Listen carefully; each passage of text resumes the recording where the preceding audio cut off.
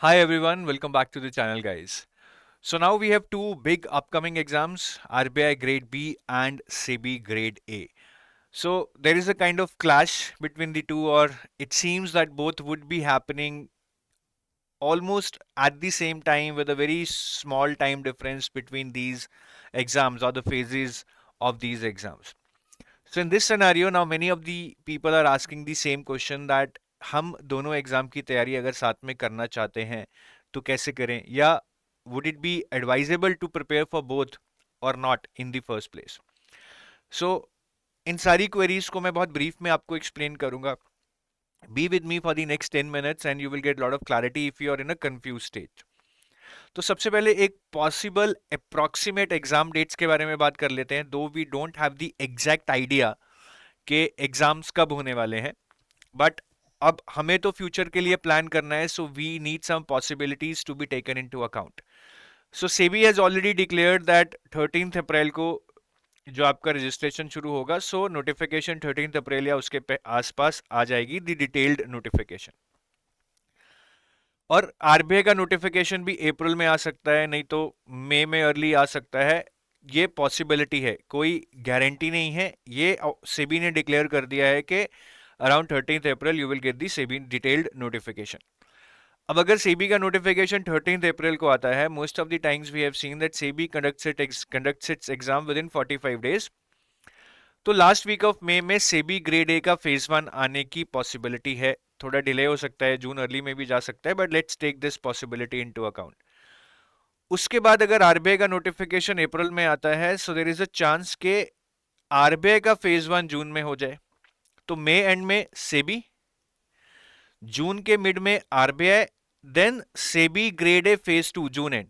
सो यहां पे आप देख रहे हैं कि विद इन 15 डेज आपका आरबीआई ग्रेड बी फेज 1 हो गया after SEBI phase 1. Then another 15 days SEBI phase 2 is happening after RBI grade B phase 1. Then there would be, say, another 3 weeks or 4 weeks for RBI grade B phase 2 exam, which it seems would happen in end July. So these are the possible approximate exam dates based upon which you can plan your preparation. तो यहाँ पे dates काफ़ी close हैं, जैसे मैं already discuss कर चुका हूँ. 30 मई के बाद सीधा 15 June phase 1 RBI, then 30 June से phase 2 SEBI, then around end week of July, last week of July RBI phase 2. So बहुत जल्दी जल्दी within in 15 days lot of things are happening. Now is it feasible to prepare for both? देखिए, feasible तो एक के लिए भी prepare करना नहीं है if you haven't started at all. If you haven't given any competitive exam, neither you have background in commerce or finance or economics, आपको क्वांट रीजनिंग भी नहीं आता है, आपको करंट अफेयर्स भी नहीं आता है, आपने कभी पढ़ा ही नहीं है, and you are starting from scratch, zero zero से भी नीचे से. So I won't think that it would be really feasible to crack. You can appear, but cracking is a separate thing, right? So it won't be feasible. लेकिन हाँ, अगर आपने banking की तैयारी की है, यूपीएससी की तैयारी की है, या आपको कमर्स या फाइनेंस बैकग्राउंड है, then you got a fair chance. So feasible, ना feasible होना, I've told you the factors on which it will depend. And is it advisable to prepare for both? Again, it depends upon, I would say, the कि individual क्या मतलब सोचता है, क्या उसका attitude है. अब इसके बोथ प्रॉज एंड कॉन्स हैं, आप ये समझिए. कौन है कि अटेंशन डाइल्यूट होगा, कहीं ना कहीं दो के लिए प्रिपेयर करना मुश्किल हो जाता है. ठीक है, फोकस नहीं हो पाएगा, आप अच्छे से समझ नहीं पाएंगे, अंडरस्टैंडिंग नहीं कर पाएंगे, because you would have to read lot of subjects. ठीक है, तो ये नुकसान तो रहेंगे. कुछ फायदे भी हैं, you will be more motivated और फोकस. कई लोग क्या होते हैं कि जब उनको टारगेट बड़ा दे दिया जाए तो वो बहुत ज़्यादा मोटिवेटेड या फोकस हो जाते हैं. ठीक है, you will not be lazy, आप लेजी नहीं होंगे, you will be in constant move, क्योंकि आपको दो एग्जाम देने हैं. You will not wait any further. अगर किसी को एक एग्जाम देना हो तो वो वेट करता रहता है कि जब आएगा नोटिफिकेशन तब देखेंगे. तो बहुत प्रोज एंड कॉन्स हैं, और इसका एक प्रो ये भी है कि आप एक एग्जाम में जाते हैं, यू गेट रियल लाइफ और real time practice. I remember one of my student, उसने सेबी दिया, सेबी में डिस्क्रिप्टिव इंग्लिश बहुत बुरी तरह से ठुका. Then he appeared for RBI. RBI में उन्होंने बहुत अच्छे से डिस्क्रिप्टिव लिखा because he was already prepared कि उसने क्या गलतियां की थी, and he could score good marks in RBI descriptive English. So that way it helps, but नुकसान भी है फायदे भी हैं. Now it depends upon your attitude how you see this और हैंडल दिस. अब अगर आपने डिसाइड किया कि आपको प्रिपेयर करना है, suppose you want to go head and want to prepare for both, तो सबसे पहले the first step is that we need to analyse the syllabus. Now there are a lot of components which are overlapping between RBI SEBIs. For example, quant, reasoning, English, GA. Overlapping hai, but the orientation in RBI needs to be a bit different from SEBI because RBI asks you quant reasoning at a very high level, very tough level. Whereas in SEBI you would just be required to score 30 out of 100. Whereas in RBI you need to kind of maximize your score ताकि आप overall cut off clear कर पाए. पर basics same रहेंगे. ESI में भी the economics you read would be 50% overlapping with SEBI economics, तो 50% overlap है. Descriptive English is entirely common. Finance is almost common. Management में RBI में कुछ ज़्यादा chapters हैं SEBI के comparison में. That's why I put it in blue here. बाकी finance current affairs common ही रहते हैं. So this is what is overlapping, and then there are many components which are not overlapping, especially company law, commerce and accounts, costing. ठीक है, ये बिल्कुल भी overlapping नहीं है. Then reports and schemes and your social issues which you specifically require for SEBI are not which you specifically require for RBI are not required for SEBI. ESI current affairs are not required for SEBI, only required for RBI. And answer writing, which is not at all there in SEBI as of now while I'm making this video, ठीक है, तो वो RBI में आपको बहुत अच्छा skill चाहिए. तो कुछ ओवरलैपिंग है, कुछ ओवरलैपिंग नहीं है. That's why I told you it's not going to be easy, it's going to be really tough. तो अब इस पूरी चीज को कैसे मैनेज करना है वो मैं आपको बताऊंगा. सबसे पहले तो the most important thing you need to do is to decide. If you can't decide at this stage you will never be able to decide anything in your life. I think the worst decision that you might be taking is not because of the complexity of preparing for two exams, rather the worst decision you might be taking is because you're thinking too much. आप उसको yes no में खत्म करो यार, 1 2 दिन 4 दिन 5 दिन सोचकर खत्म करो. If it is yes, go for it, then don't think back कि अभी कैसे करना है. अगर नो है तो बिल्कुल छोड़ दो. Then again don't think back कि यार मैं कुछ गलती तो नहीं कर रहा हूं, छोड़ दिया तो छोड़ दिया. The worst thing is not giving two exams or not giving two exams. The worst thing is wasting your time in thinking about the same कि मैं दूं या ना दूं. तो डिसाइड कर लो जल्दी से जल्दी. And after that if you feel you want to go ahead, तो सबसे पहले it seems that SEBI exam phase 1 would be held first. तो सेबी के फेज 1 एग्जाम तक I think you shall be solely focusing on these components: company law, accounts, finance, management, costing, economics, quant and English, and G and finance current affairs. This is basically I'm talking about your SEBI preparation. आपको यहाँ पे सिर्फ सेबी की preparation पे ही focus करना है. थोड़ा बहुत रीजनिंग भी अगर टाइम मिले तो कर लो, नहीं तो आई थिंक क्वांट, इंग्लिश और करंट अफेयर से 30 नंबर आ जाने चाहिए. अगर क्वांट अच्छा नहीं लगता है तो क्वांट की जगह रीजनिंग कर लो. ठीक है, इसमें आपको क्वांट और इंग्लिश आई थिंक वीकेंड्स पे करना रहेगा because you won't have that time, specially if you are working. और बाकी दिनों में आप वीकेंड्स को छोड़कर डेली 1 घंटा करंट अफेयर्स पढ़िए और 4 से 5 घंटे आप बाकी सब्जेक्ट्स पढ़िए. That should be your schedule.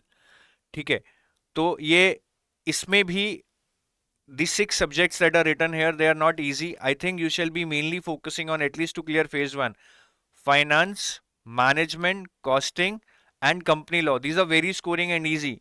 Accounts and economics can be a bit difficult, so what you can do is, if not all, at least you can do some, say 60% 50% chapters before phase 1 and rest can be done after phase 2. Don't set very high targets which you will not be able to achieve. ठीक है, तो ये सेबी का हमारा phase 1 तक का एक pattern हो गया जो हमें फॉलो करना है by following a specific number of hours. और इसको बहुत अच्छे से करना है. At least the 4 subjects, finance, management, costing and company law, they should be like I have prepared for phase 2. ऐसा नहीं है कि सब में थोड़ा गन मन मार दिया, फेज 1 तो क्लियर हो जाएगा बट उससे फेज 2 में बहुत ज्यादा दिक्कत आएगी. Then you will not be able to manage phase 2. तो अभी से अच्छे से कर लो. उसके बाद एज वी फील के 15 जून के आसपास आरबीआई ग्रेड बी फेज 1 हो सकता है. उसके लिए you would have to do reasoning which you won't have done till now because you were mainly focusing on quant English and current affairs. और current affairs और depth पे पढ़ने होंगे because here you would have to do reports also, schemes also, RBI notifications also, reports, schemes, RBI notifications. ठीक है, and ESI current affairs also because in SEBI you will only read mostly GA and finance current affairs. तो बहुत और depth में and the scope in terms of report schemes RBI notifications will increase. तो ये 15 दिन सबसे ज्यादा time आपका करंट अफेयर्स में ही जाने वाला है. और ये 15 दिन मैं बोल रहा हूँ, ये थोड़े ज्यादा ही होंगे, ठीक है, से 20 दिन होंगे. और आरबीआई का तो अभी नोटिफिकेशन नहीं आ रहा है, शायद थोड़ा और चीजें डिले हो जाएं. We don't have any particular information about RBI grade B as of now. और मॉक टेस्ट बहुत देना इस पीरियड में. आरबीआई में time management, selectivity to select the questions is very very important. तो ये 15 दिन का आपका प्लान रहना चाहिए along with revision for quant and English that you would have done earlier. It's not going to be easy again, but ये 15 दिन आपको, मेरे हिसाब से अगर आप 7-8 घंटे से कम पढ़ेंगे तो आपका कुछ नहीं होने वाला है. यहाँ पे आपको कम से कम 100-120 घंटे स्लॉग करना पड़ेगा. Now moving to the time between RBI Grade B phase 1 and SEBI phase 2. ये मिड जून में होगा, so there is a possibility कि SEBI का phase 2 जून एंड में हो जाए. Normally they give you 30 days between phase 1 and phase 2 या 25 days. तो जून एंड में there is a possibility SEBI grade A phase 2 might happen. तो यहाँ पे you would have to again focus on something which you haven't done till now. Descriptive English आपने नहीं छेड़ा होगा and there might be some remaining chapters in paper 2. As I told you earlier के phase 1 से पहले economics और commerce छोड़कर अच्छे से कर लो. If there are some chapters left in economics and commerce, वो आप यहाँ पे कर सकते हैं. मॉक टेस्ट दीजिए और रिवीजन दीजिए. Now try to understand this time, these 15 days here and these 15 days here is going to be very tough time for you if you're preparing for both. क्योंकि सबसे पहले तो जब आप यहाँ पे आरबीआई की प्रिपरेशन कर रहे हैं, यू माइट बी कंफ्यूज यार कि सेबी अच्छा हो गया है, सेबी फेज 2 की ही तैयारी करूं, आरबीआई छोड़ दूं. तो that is the call that you need to take at that point in time, but that's a separate thing. We are talking about preparing for both exams.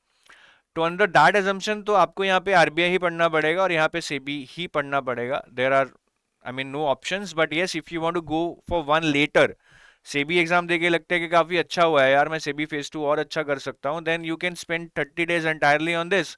But then your RBI chances will be very less अगर आप practice और current affairs नहीं पढ़ेंगे. ठीक है, तो ये बहुत डिफिकल्ट टाइम होगा ये 30 डेज, क्योंकि इसमें आपको तकरीबन ये एग्जाम, फिर आरबीआई फेज 1 एग्जाम, फिर सेबी फेज 2 एग्जाम, मतलब within a span of 30 days you might be sitting 3 times to give the paper. ठीक है, और उसके बाद आती है आरबीआई ग्रेड बी फेज 2 की बारी, which might happen in mid July. So during this time again you would not have touched social issues. Economics आपने पढ़ ली होगी सेबी में, वही काम आ जाएगी. सोशल इश्यूज आपको पढ़ने पड़ेंगे. Answer writing you won't have practice, बहुत सारी आंसर राइटिंग करनी पड़ेगी, जो भी ये 25 दिन आपको मिलेंगे ना, which is a good enough time. So you need not worry about phase 2 of RBI because the time around 25 days that you will get here is going to be more than sufficient in my opinion, because finance is already done, management half is done, social issues को कुछ पढ़ने में दिक्कत नहीं होगी, economics is already done. Answer writing practice करना है, descriptive English करना है, and remaining chapters for management you would have to focus because in RBI there are more chapters in management as compare to SEBI. ठीक है, तो answer writing, social issues and remaining chapters of management और descriptive English, ये 4 चीजें हैं. बाकी finance revise करना है, इकोनॉमिक्स रिवाइज करना है, that's it, and give mock test and revision. ठीक है, अगेन आसान तो नहीं होने वाला है, बट वही कहते हैं ना कि आसान होगा तो फिर कोई भी क्लियर कर लेगा. Why only the best will clear and why this job will be so coveted. तो उसके लिए बेस्ट के साथ compete भी करना सीखो, बेस्ट बनना सीखो. ठीक है, सो बहुत मुश्किल लग रहा होगा, मुश्किल है भी, बट इम्पॉसिबल नहीं है. It all depends upon your will power, and if you are feeling कि नहीं होगा, देन जस्ट गिव अप. एंड मतलब इसमें कोई बुरी चीज नहीं है, गिव अप नहीं करना है. Rather this is a strategy that you want to go for only one, that is perfectly fine, but take that decision as I told you. Confusion में तो आप एक भी नहीं पढ़ पाओगे और अपना टाइम किल कर रहे हो. और एक ही चीज हमेशा याद रखना, मैं कोट पहले भी बहुत बार बता चुका हूं, हम कभी भी बहुत हताश होते हैं ना, हम अपने आप से भी नाराज होते हैं, हमें अपने जीवन में कुछ अच्छा होता दिख ही नहीं रहा होता है. तो ये चीज हमेशा याद रखना कि कभी कभी ना हम मंजिल के बहुत पास आकर हिम्मत हार देते हैं. But at that time a little more persistence, a little more effort, and what seemed hopeless failure may turn into glorious success. थोड़ा सा एफर्ट ना, थोड़ा सा और पेशेंस रख के अगर आप एफर्ट लगाते रहेंगे, तो शायद वो चीज़ जो बिल्कुल एक फेलियर दिख रही थी ना, वो शायद एक इतना बड़ा सक्सेस बन जाए जो पूरी जिंदगी आपकी चेंज कर दे. And this is the guidebook for SEBI, which you can download if you want to get a lot of information about SEBI, departments, hierarchies, promotions. You will also get three very important things. You will get access to previous year papers for free. You will also get access to book list and resources which you can read if you want to do self preparation. And you will also get access to a detailed syllabus. Some of the syllabus which is mentioned in the notification is not detailed, but you will get the detailed version here, right? And this can be downloaded for free. There is a description, there is a link in the description of this video which you can use to download this ebook. This is very compact, easy to read, and you will really cherish and you will get motivated after reading this. And these are our courses. We have SEBI Grade A Gold Pack, in which we are providing you preparation for phase 1 and phase 2 complete preparation, right? And interview also. Silver Pack is mainly for paper 2 and paper 1 of phase 2. This is only for phase 2. This is for phase 1 and phase 2. Right? Interview is also here. And then we also have a crash course, right? SEBI Grade A phase 1 plus 2 crash course, in which we are helping you prepare all the components of phase 1, phase 2 through live classes, which are being run in a fast-paced manner, which can help you cover the syllabus quickly. We also have a test series in case you are doing self-preparation and you want to solve MCQs, so you can follow this test series. Again, this is a phase 1 plus 2 test series, which you can enroll into, and you will get a lot of MCQs which can help you implement the concepts or test yourself, evaluate yourself, get to know about your understanding. So ये सारा कुछ आपको हमारे इस video के description में link है, वहां से लिंक मिल जाएंगे if you want to enrol into any of these sources courses, sorry, right. और आपको डेमो मटेरियल भी मिल जाएगा. If you go to our website, there is a demo material which you can see and check by yourself whether you like it and you want to be part of that or not. So take your leave. Have a nice day. Thank you.